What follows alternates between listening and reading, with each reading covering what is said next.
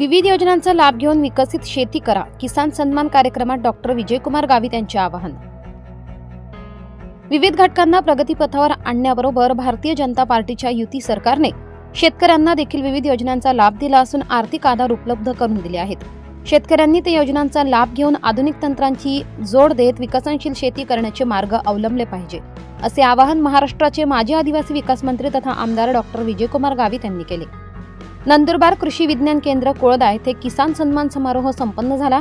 या कार्यक्रमाला नंदुरबार विधानसभा मतदारसंघाचे आमदार डॉक्टर विजयकुमार गावित, जिल्हाधिकारी डॉक्टर मिताली सेठी, अध्यक्ष डॉक्टर हेडगेवार, सेवा समिती नंदुरबार केदारनाथ कवडीवाले, कृषी महाविद्यालय सहयोगी अधिष्ठाता UB होले, जिल्हा अधीक्षक कृषी अधिकारी CK ठाकरे, DDM नाबार्ड रवींद्र मोरे, कृषीतज्ञ बापू शिंदे, शास्त्रज्ञ पद्माकर कुंदे, शास्त्रज्ञ जयंत उत्तरवार, शास्त्रज्ञ उमेश पाटील यांच्यासह परिसरातील शेतकरी बांधव मोठ्या संख्येने उपस्थित होते.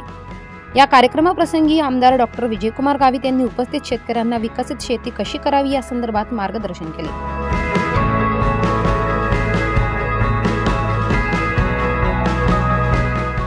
24 लाईव्ह महाराष्ट्र न्यूजसाठी योगेश पवार, नंदुरबार.